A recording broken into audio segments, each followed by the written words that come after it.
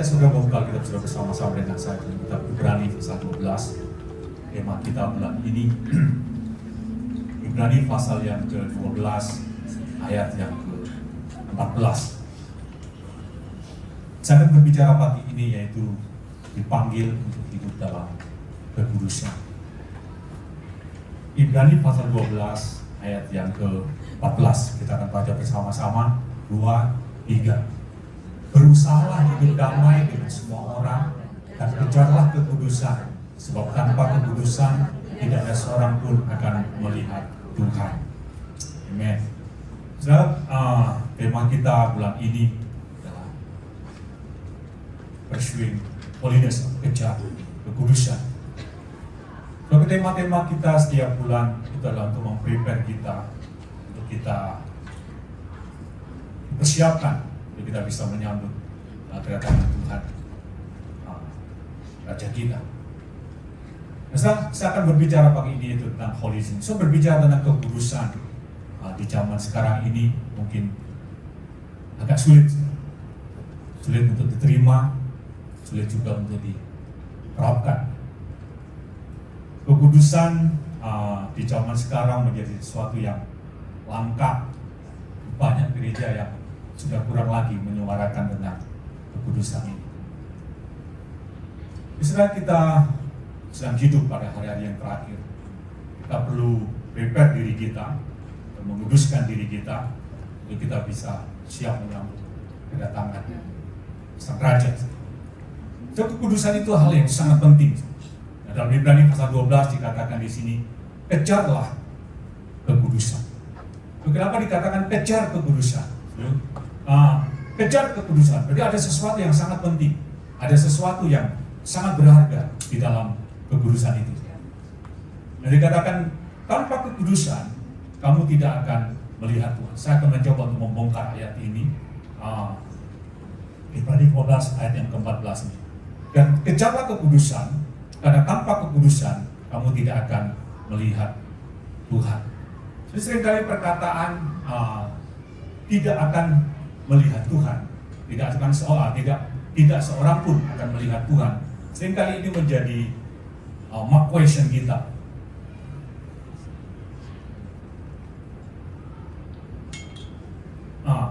Tidak akan melihat Tuhan, yang seringkali menjadi pertanyaan kita.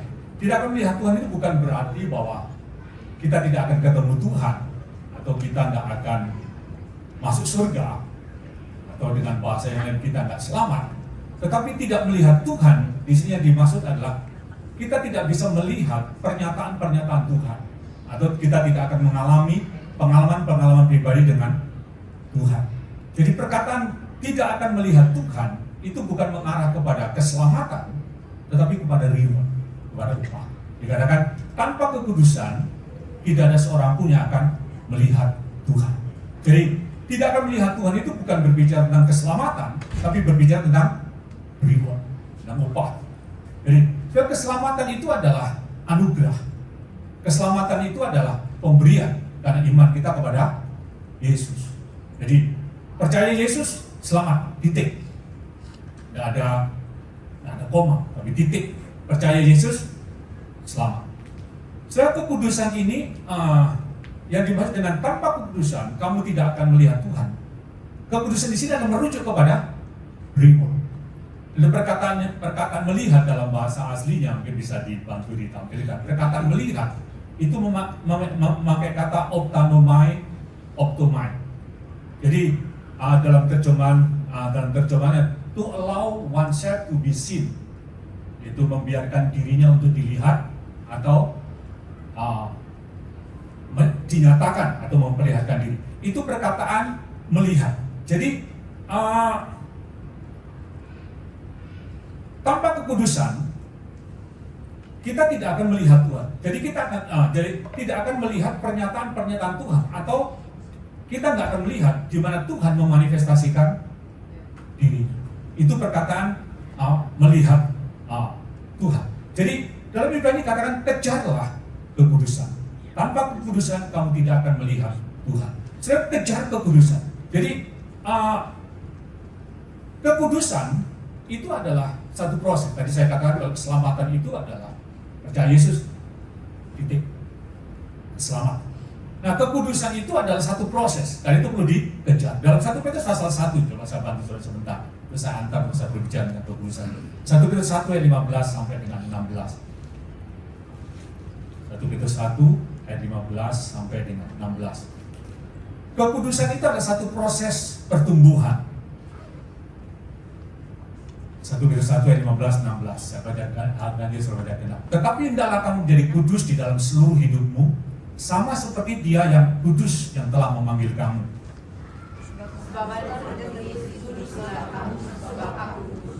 Ya, dikatakan di situ dalam ayat yang ke-15, hendaklah kamu menjadi kudus seluruh hidupmu, sama seperti Dia yang kudus. Hendaklah kamu kudus karena aku kudus. Sebab kekudusan itu adalah satu proses pertumbuhan.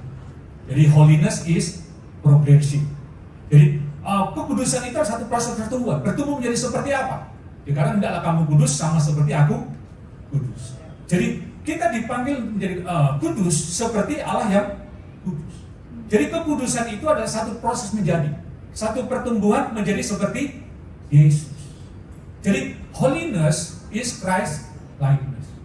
Jadi kekudusan itu adalah satu pertumbuhan untuk kita menjadi seperti Yesus. Nah, setiap orang percaya dipanggil untuk menjadi kudus, untuk menjadi seperti Kristus. Dan aku mau kudus karena aku kudus. Nah, saya ingin membuka sedikit perkataan kudus. Apa yang dimaksud dengan kudus? Kudus dalam bahasa aslinya punya kata kados. Kalau dalam bahasa Yunaninya, bahasa Ibrani kados, bahasa Yunaninya adalah hagios. Nah, perkataan kudus atau kados atau hagios ini itu diterjemahkan adalah set apart, sacred, different atau other. Itu perkataan kudus. Jadi dipisahkan, dikhususkan atau dibedakan dari yang lain atau tidak menjadi seperti. Itu perkataan kudus. Jadi kekudusan itu arti yang mudahnya kita dipisahkan dari dunia atau tidak menjadi seperti dunia. Kita dikhususkan untuk Tuhan. Itu perkataan kudus. Jadi holiness is set apart from the world unto the Lord. Itu perkataan holiness. Jadi coba ada 3 istilah penting dalam teologi untuk kita bisa memahami tentang kekudusan ini yang ingin saya bagikan.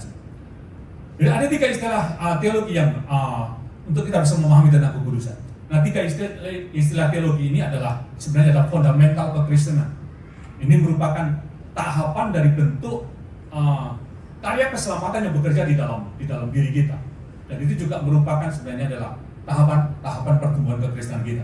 Nah, 3 istilah teologi ini, yang pertama itu adalah justification, yang kedua sanctification, yang kedua adalah glorification. Nah, saya akan menjelaskan kepada saudara. Yang pertama, step pertama itu adalah justification atau dibenarkan. Nah, dalam Roma pasal 5, coba kita lihat. Kita bisa memahami tentang kekudusan ini dengan kita mengerti istilah teologis, kita akan mengerti tentang apa yang dimaksud dengan kekudusan ini. Dalam Roma pasal 5 dikatakan demikian, tentang justification. Roma pasal 5 ayat 1.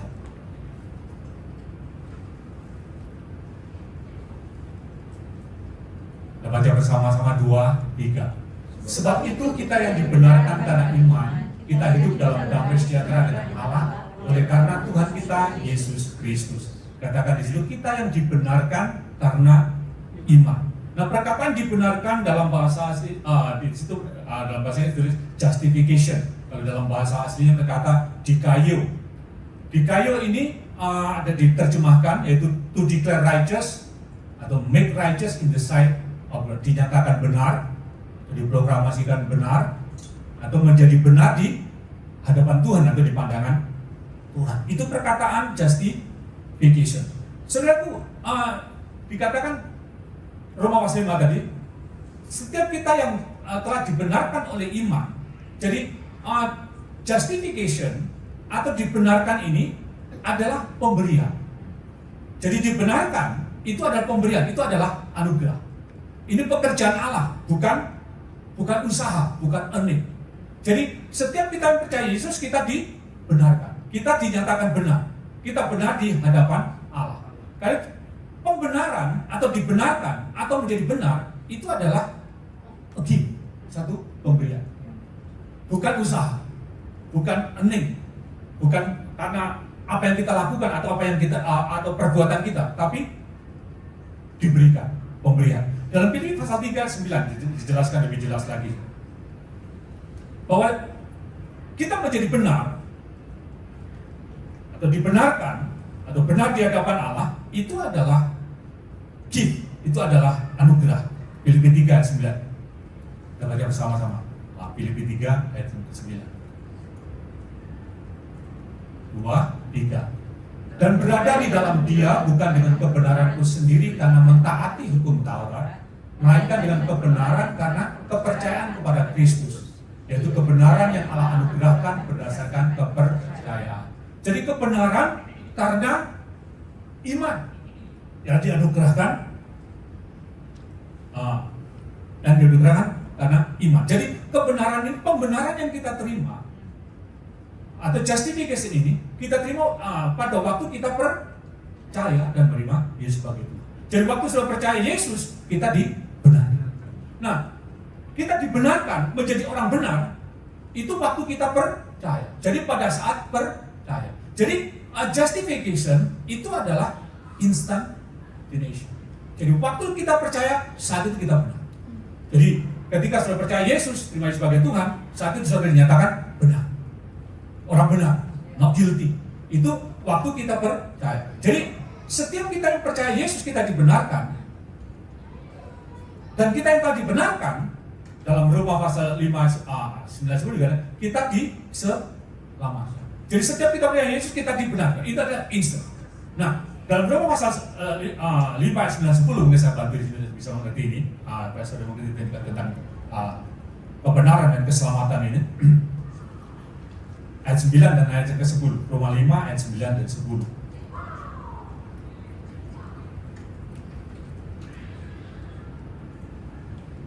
Saya bacakan Yesus berbeda. Lebih-lebih karena kita sekarang telah dibenarkan oleh darahnya, kita pasti akan diselamatkan dari murka Allah.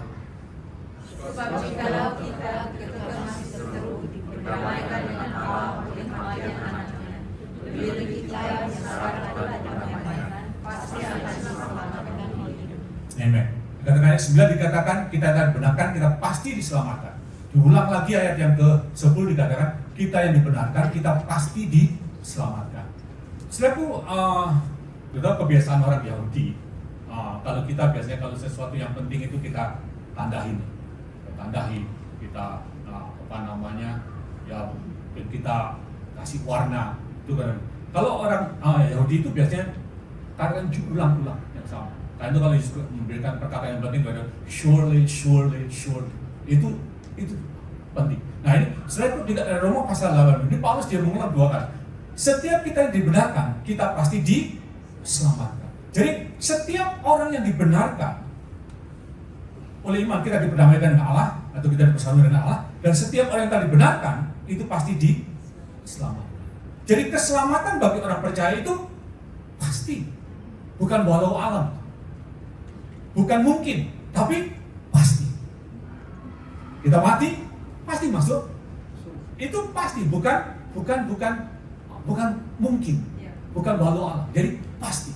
Jadi keselamatan, keselamatan itu apa? Nah keselamatan itu adalah pemberian anugerah. Jadi kita yang dibenarkan oleh karena anugerah, kita yang percaya kepada Yesus kita dibenarkan, itu adalah pemberian. Dan kita yang tadi dibenarkan, itu juga kita diselamatkan. Nah pembenaran itu anugerah, keselamatan itu anugerah. Jadi keselamatan itu bukan hasil usaha atau perbuatan kita, tetapi anugerah. Efesus pasal yang kedua, coba sudah lebih jelas ini, terus sudah bisa mengerti tentang ini. Ini basic yang pertama.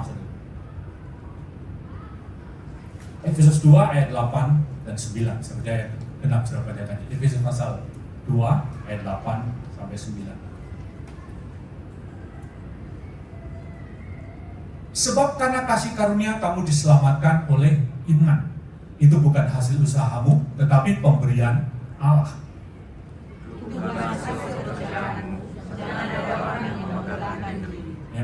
Jadi katakan, oleh kasih karunia kamu diselamatkan. Itu bukan hasil pekerjaanmu. Jangan ada orang yang memegahkan. Jadi kita diselamatkan karena apa? Anugerah. Karena kasih karunia. Kita dibenarkan karena anugerah. Gift. Bukan earning, bukan usaha. Kita dibenarkan juga anugerah. Gift, bukan usaha. Jadi kita selamat, kita dibenarkan karena anugerah. Jadi waktu kita percaya Yesus, kita dibenarkan, kita diselamatkan. Jadi pembenaran itu anugerah, keselamatan itu anugerah.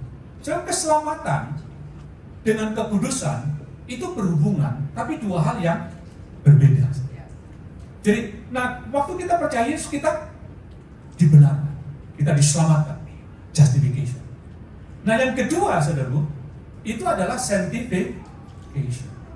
Nah, setelah kita dibenarkan, dan stage yang kedua, itu adalah kita dikuduskan. Nah, perkataan coba kita lihat kembali Ibrani 12 ayat 14.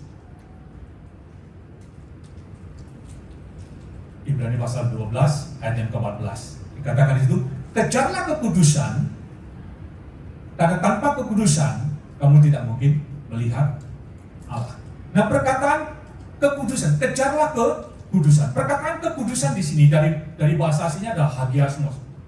Hagiasmos dari kekudusan, dari kata hagios itu kudus. Nah, kekudusan itu perkataan kekudusan itu dari kata hagiasmos atau holiness atau sanctification. Jadi setelah pertama dasar kekasih kita ini dibenarkan. Yang kedua, kita dikuduskan. Jadi sanctification. So, kekudusan ini itu adalah tadi saya jelaskan dalam pembukaan, kekudusan itu kita dipisahkan dari dunia, kita tidak menjadi serupa dengan dunia. Itu perkara kekudusan. Jadi, dalam kekudusan ini, setelah keselamatan itu gift, kebenaran itu gift. Nah, kekudusan ini adalah sesuatu yang harus diusahakan, sesuatu yang harus dikerjakan. Karena dikatakan di sini, kejarlah kekudusan. Jadi, justification sama sanctification itu berhubungan, tapi dua hal yang kita diselamatkan, anugerah diberi, bukan usaha kita, bukan pekerjaan kita, mutlak pekerjaan Kristus waktu mati di Kalvari. Kekudusan dalam Ibrani dikatakan kejarlah. Jadi kekudusan itu harus diusahakan, harus dikerjakan. Kejarlah kekudusan. Perkataan yang dipakai dalam bahasa aslinya adalah diopo. To pursue, to press. Jadi kejar, berlari ke arah itu. Jadi itu perkataan kejar, menuju ke sana. Jadi kita perlu itu perkataan kejar. Jadi kejar, berusaha atau berlari ke arah. Nah, waktu kita percaya Yesus, kita dibenarkan, kita diselamatkan. Dibenarkan atau menjadi benar itu pemberian, salvation itu. Tapi kekudusan itu harus diusahakan, harus dikerjakan dengan sungguh-sungguh. Karena itu kekudusan itu adalah satu progres, satu pertumbuhan. Dari dalam 1 Petrus pasal 1, coba kita lihat kembali. Itu tadi saya dalam introduction saya bukakan. 1 Petrus 1 ayat 14 sampai 15. Jadi kekudusan itu adalah harus dikejar. Itu kekudusan itu adalah satu progres, satu pertumbuhan. Nah, 1 Petrus 1 ayat 14-15. Sampai yang genap sudah baca tadi. Hiduplah sebagai anak-anak yang taat dan jangan turuti hawa nafsu yang menguasai kamu pada waktu kebodohanmu. Tapi hendaklah kamu menjadi kudus di dalam seluruh hidupmu, sama seperti Dia yang kudus yang telah memanggil kamu. Tetapi hendaklah kamu kudus di dalam seluruh hidupmu, sama seperti Dia yang kudus yang telah memanggil kamu. Jadilah anak yang taat. Hendaklah kamu kudus, sama seperti Aku yang kudus. Sebab kekudusan itu adalah satu proses atau satu progres, satu pertumbuhan. Hendaklah kamu menjadi kekudusan. Hendaklah kamu menjadi kudus. Jadi kekudusan satu proses pertumbuhan menjadi seperti Yesus atau Christ likeness. Nah, bagaimana kita bisa menjadi kudus? Bagaimana kita bisa hidup di dalam kekudusan? Ada 3 hal yang yang menolong kita untuk kita bisa hidup di dalam kekudusan. Yang pertama itu adalah fear the Lord, takut akan Tuhan. Coba kita lihat 2 Korintus pasal 7 ayat 1. Kekudusan itu harus diusahakan, harus dikejar. Itu satu pertumbuhan, satu progres. Untuk kita bisa menjadi serupa seperti Kristus. 2 Korintus 7 ayat 1. Coba kita baca bersama-sama. 2 Korintus 7 ayat 1. 2, 3. Saudara-saudaraku yang terkasih, karena kita sekarang memiliki janji-janji itu, marilah kita menyucikan diri kita dari semua pencemaran jasmani dan rohani, dan dengan menyempurnakan kekudusan kita dalam takut akan Allah. Jadi menyucikan diri kita, menyempurnakan kekudusan kita dalam takut akan Allah. Sebab pertama untuk kita bisa di dalam kekudusan, itu perlu ada takut akan Tuhan. Sebab takut akan Tuhan itu bukan seperti kita takut dengan hantu, tapi takut akan Tuhan itu di mana kita punya deep reverence. Ya, kita ada satu rasa hormat, rasa kagum yang disertai dengan sikap tunduk dan menyembah. Itu adalah sikap rasa takut akan Tuhan. Jadi ada rasa hormat, ada rasa kagum yang disertai dengan sikap tunduk dan menyembah. Itu takut akan Tuhan. Sebab takut akan Tuhan dengan menyempurnakan kekudusan. Sebab takut akan Tuhan itu memimpin kita untuk hidup di dalam ketaatan atau menjauhi kejahatan. Nah, takut akan Tuhan itu dikatakan tidak akan melakukan hal-hal yang cemat. Orang yang takut Tuhan, dia tidak akan mencematkan dirinya sendiri dengan kebiasaan buruk atau hal yang immoral, mabuk atau dengan drug. Sebab takut akan Tuhan itu akan menyempurnakan kekudusan. Sebab takut Tuhan itu membuat hidup kita sebenarnya bijak. Kita bisa memilih yang baik. Dalam kitab Amsal dikatakan, kita takut akan Tuhan itu membuat kita berhikmat dan bahkan memperpanjang umur kita. Coba kita lihat saja Amsal pasal 9. Coba kita lihat. Orang yang takut akan Tuhan, hidupnya nggak akan sembarang, nggak akan kacau, nggak akan rusak. Coba kita lihat Amsal pasal 9 ayat 10 dan 11.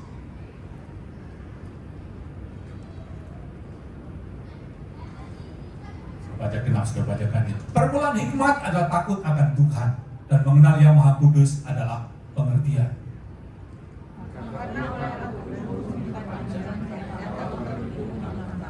Jadi katakan takut akan Tuhan adalah permulaan hikmat.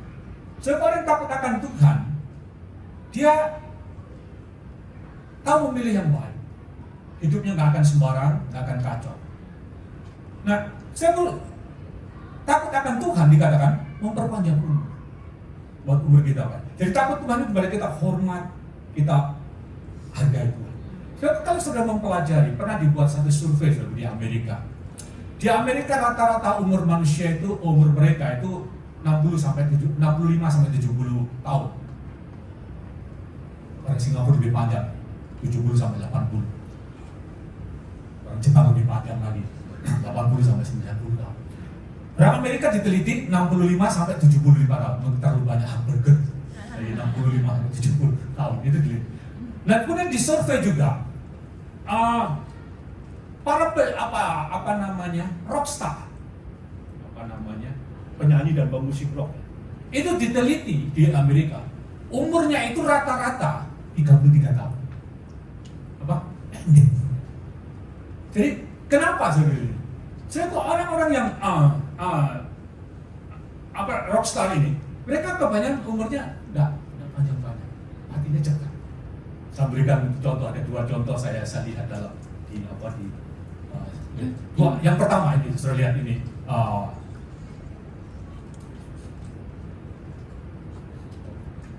kasus saya, kasus. Ini kasusnya ini adalah Brazilian singer, ini penyanyi rock and roll yang sangat terkenal. Dia ini dalam satu performance, dia ini hargain Tuhan. Dalam satu performance dia waktu dia mau nyanyi gitu, dia mengambil rokok, dan kemudian dia bilang sama ini Tuhan untuk kamu. Maka dia nggak hargai itu. Dia seorang biseksual dan dia mati kenapa? Usia 32 tahun, mati karena apa? AIDS. Dan dia nggak hormati Tuhan, nggak ada takut. Yang kedua, itu Bon Scott. Bon Scott ini Australian, British Australia. Dia penyanyi rock yang sangat dikenal. Ada satu lagunya yang terkenal, kalau saudara suka rock, itu Don't Stop Me, I Am Going to All the Way Down Highway of Hell. Itu lagunya dia yang terkenal. Saya tahu akhirnya dia mati karena alkohol, racun karena alkohol. Jadi waktu dia minum, dia muntah, dia cuk dengan apa? Muntah, dia mati. Usianya berapa? 33 tahun. Besok disurvei pada rockstar ini matinya muda-muda, sekitar 33 tahun. Saya takut akan Tuhan dikatakan itu permulaan hikmah dan memperpanjang. So, untuk kita bisa hidup dalam kekudusan yang pertama, kita perlu hidup dalam ketaatan. Hormat sama Tuhan. Kita ada reverend, kita ada rasa kagum, kita ada rasa tunduk dan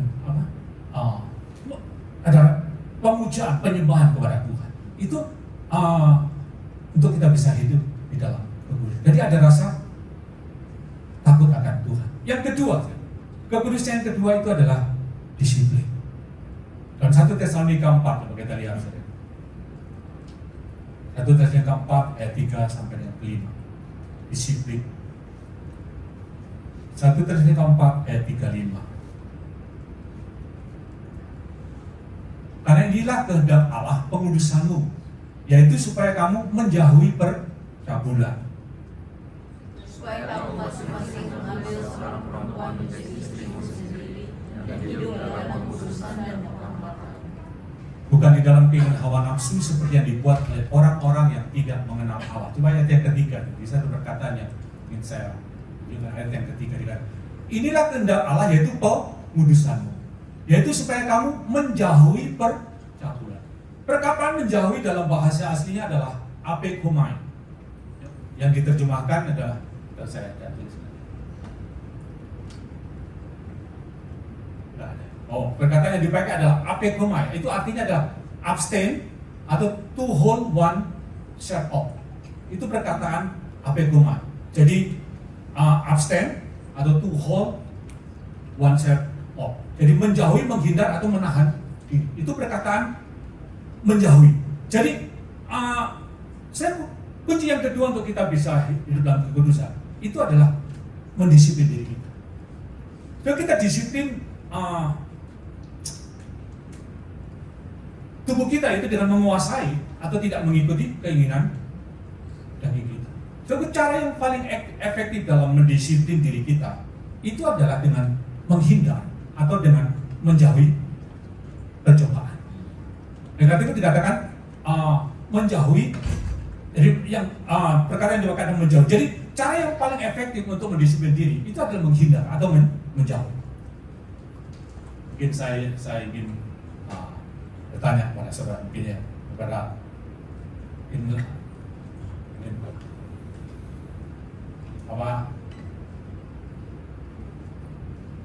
laki-laki yang wanita tutup telinga. Pencobaan seperti apa yang paling berbahaya bagi seorang pria? Apa yang paling berbahaya bagi seorang pria? Yang wanita tutup telinga. Pencobaan apa yang paling berbahaya untuk seorang pria? Woman, girl, 3, ladies.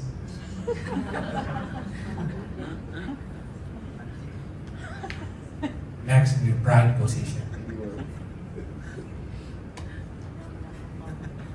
Karena yang bertanya perempuan, pencobaan seperti apa yang paling berbahaya bagi seorang wanita?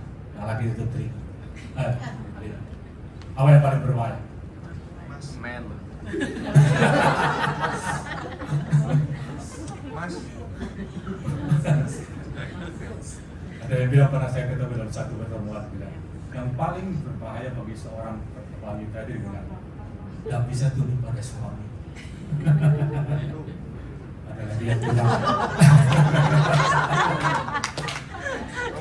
ada yang bilang shopping.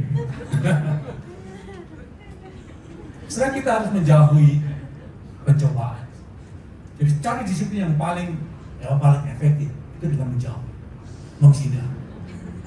Sekarang banyak orang yang jatuh di dalam dosa perzinahan karena suka nonton pornografi. Di dalam Alkitab sudah ada dua hamba Tuhan yang kita bisa menjadi satu contoh. Sebenarnya dua orang yang mensikapi pencobaan dengan cara yang berbeda. Yang pertama Simson. Terus Simson, dia tidak menjauhi pencobaan. Waktu dia diganggu digoda oleh Delila, dia nggak sadar bahwa Delila itu seorang yang berbahaya. Waktu suatu ketika Delila dia menanyakan apa yang menjadi titik kelemahan dari Simson. 1-2 kali bisa berkelit, tapi dibujuk-bujuk, dirayu dengan air mata kuda, mata buaya. Akhirnya dia juga menyerah. Kenapa? Sebab Simson tidak lari dari pencobaan. Akhirnya dia jatuh. Dia kematiannya sangat mengenaskan. Matanya dicukil, dipermalukan, mati bersama-sama dengan orang Filistin, gedung roboh. Jadi itu Simson. Tapi Simson dia nggak lari dapat. Tapi satu orang lagi itu yang pintar, Yusuf. Yusuf ini orang muda. Usianya waktu dia diganggu oleh Delila, bukan Delila, oleh istri Potifar. Itu usianya kira-kira 15 sampai 25 tahun. Itu masih darah muda. Ada orang bilang ada orang usia 20 sampai 40 tahun kita bawa pandangan hidup. 40 tahun sampai 60 pegangan hidup. Tapi 60 sampai 80 perjuangan hidup. Saudara orang masih darah panas. 20-an. Dia diganggu oleh istri Potifar. Saya yakin istri Potifar pasti cukup cantik. Pertama kenapa saya bilang alasan cukup menarik. Orang kaya. Bedanya saudaraku saya kenal orang desa sama orang kota. Mungkin mukanya sama, tapi orang kota kelihatan lebih cantik. Kenapa? Karena berhias. Orang desa belum berhias. Jadi saya yakin sama ini istri Potifar itu cukup. Waktu Yusuf digoda, diajak oleh istri Potifar untuk hidup bersama-sama, dia berkata, dia menolak. Dia menolak. Mana mungkin aku bisa berbuat dosa sebesar ini? Kamu sudah bersuami. Aku nggak mungkin berbuat dosa kepada Allah. Kedua, dia mencoba menghindar dari istri Potifar. Ketiga, waktu dia dicobai, dibujuk rayu, bahkan dipegang, apa yang dilakukan oleh Yusuf? Lari. Jadi katakan apa? Jubahnya dipegang, ditarik dan ditinggal. Satu Yusuf dia beriman, dia lari. Cara yang paling efektif untuk kita mendisiplin diri kita itu menghindar, menjauhi dari pencobaan. Kita harus menjauhi pencobaan. Kita harus disiplin tubuh kita dengan menguasai. Paulus juga dia mendisiplin diri. Dia berkata, aku melatih tubuhku sedemikian rupa supaya aku jangan aku yang memberitakan Injil, tapi aku ditolak. Kita harus mendisiplin diri kita. Yang ketiga, sebelum kita bisa melakukan kekudusan, itu adalah dengan mata tertuju kepada Yesus. Eyes on Jesus. Coba Ibrani pasal 12 ayat 1 dan 2.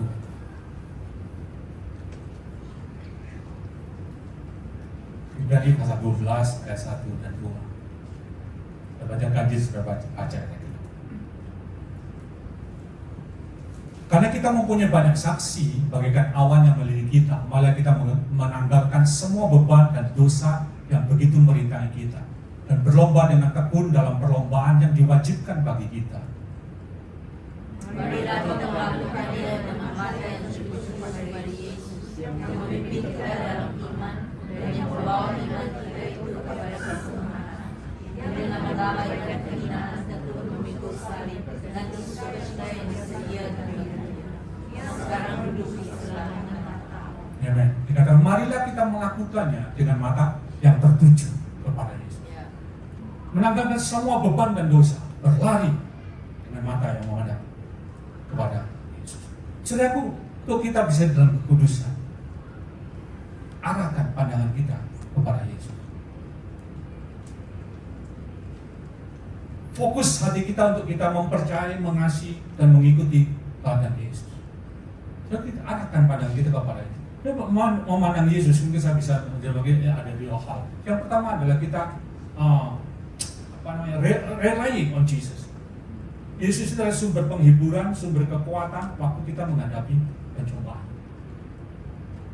Saudaraku, kalau kita perhatikan atau melihat kehidupan Yesus, dia tahan terhadap pencobaan. Dia dihina, ditolak, dibenci, bahkan dimusuhi, tapi dia takut, dia bertahan. Dia tahan terhadap pencobaan. Jadi, setelah kita bisa memandang Yesus, kita bisa bergantung kepada Yesus. Karena dia adalah sumber kekuatan.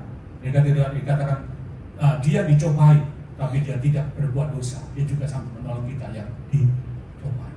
Jadi, mari pandang Yesus. Yang kedua, eyes on Jesus ini adalah kita loving Jesus, mengasihi Yesus.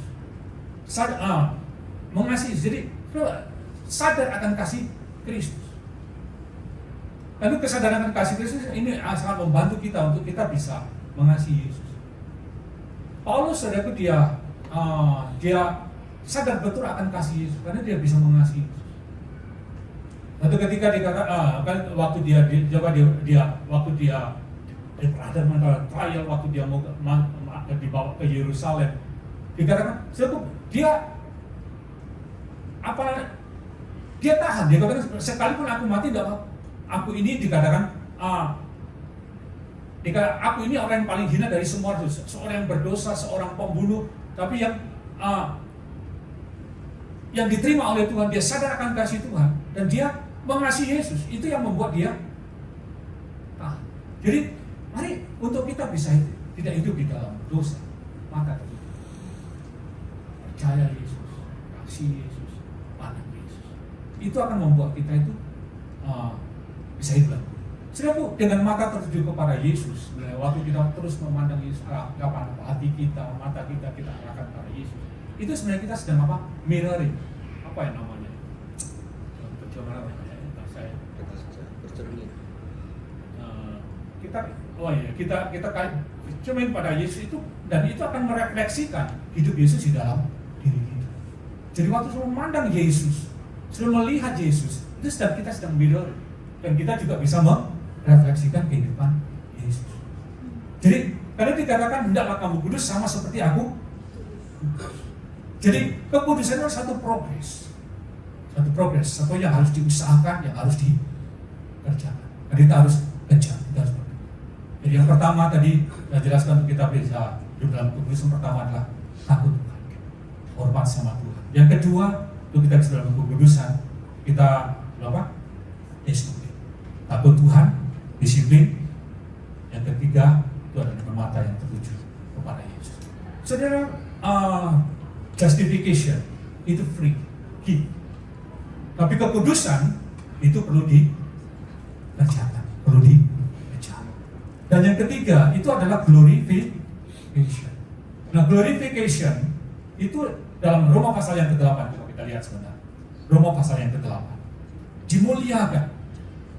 Juga dimuliakan ini akan terjadi pada waktu kita bertemu dengan Yesus muka dengan muka. Dalam Roma 8 ayat 29 sampai 30. Saya bacakan di Roma pasal 8 ayat 29 dan 30. Sebab semua orang yang dipilihnya dari semula, mereka juga ditentukannya dari semula untuk menjadi serupa dengan gambaran anaknya, supaya ia anaknya itu menjadi yang sulung di antara banyak saudara. Mereka yang ditentukannya dari semula, mereka itu juga dipanggilnya. Mereka yang dipanggilnya, mereka itu juga dibenarkannya. Mereka yang dibenarkannya, mereka itu juga dimuliakan. Di mereka yang dibenarkannya, mereka itu juga yang dimuliakannya. Begitu kan semula menjadi serupa dengan Kristus. Kemudian mereka dibenarkannya, dan kemudian dikatakan mereka juga dimuliakannya. Nah, perkataan dimuliakan dalam bahasa aslinya adalah doksa atau dokhasu. Itu artinya glory, honor, atau magnify. Itu perkataan dimuliakan. Sebut,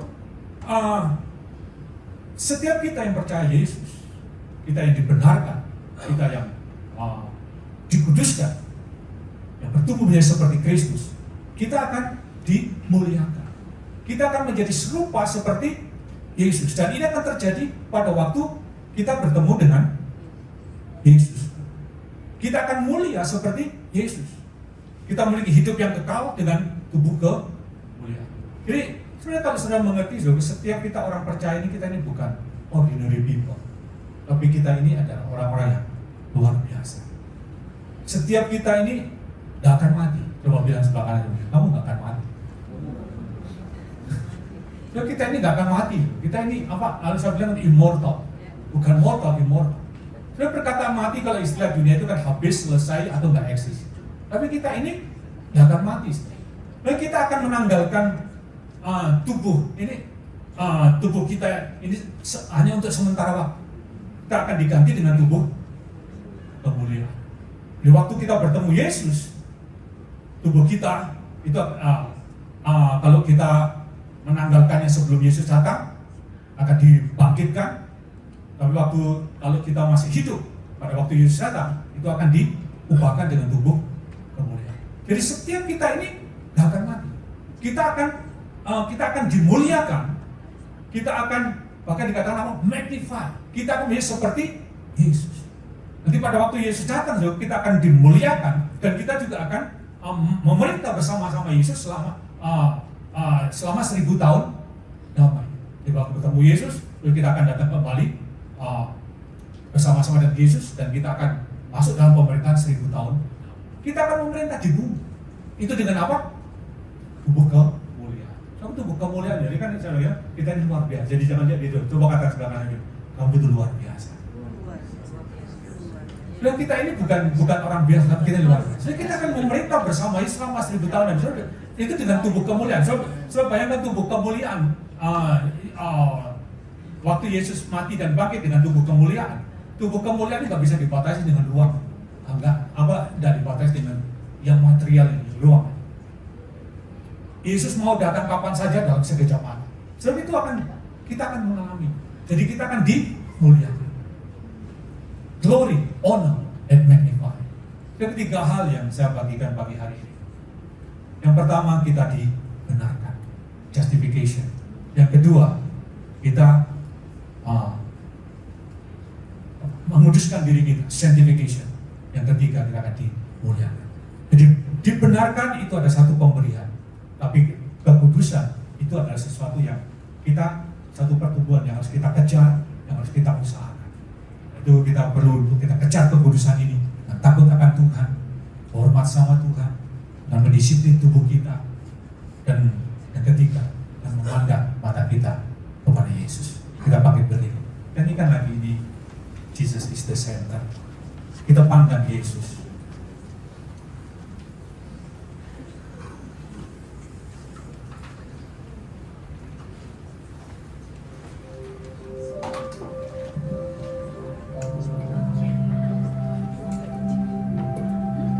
Jesus be center of it all. Jesus be the center of it all. From beginning to the end, it will always be, it's always been you, Jesus. Jesus. Jesus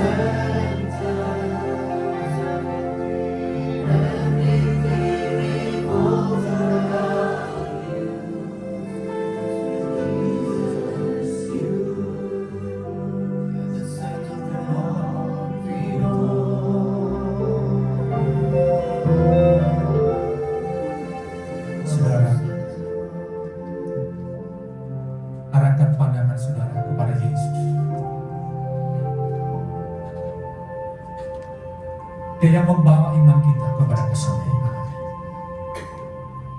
Dia kudus. Dalam kamu kudus karena aku kudus.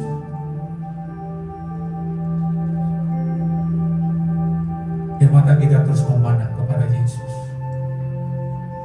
Hati kita set kepada Yesus.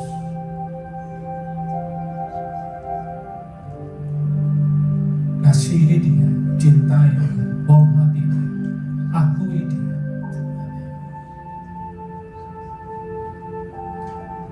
Maka kehidupannya itu akan direfleksikan dalam kehidupan kita.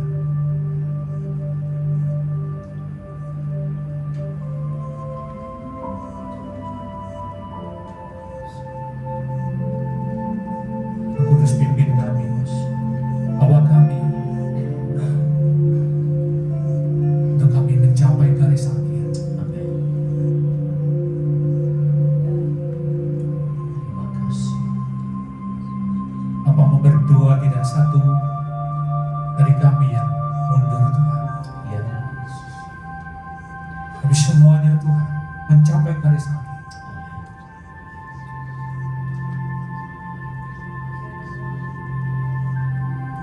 Terima kasih Tuhan.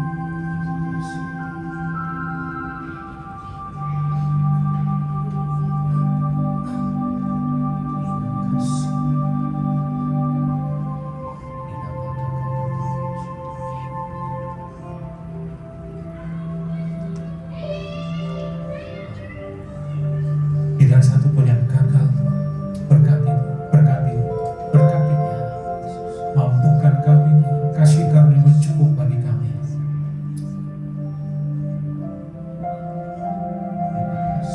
Terima kasih Bapa, dalam nama Tuhan Yesus. Kami berdoa. Amen. Amin. Puji Tuhan, silakan duduk Bapak Ibu sekalian. Haleluya. Saudara diberkati oleh kebenaran firman Tuhan pagi hari ini. Sekali lagi tepuk tangan buat Tuhan kita. Haleluya.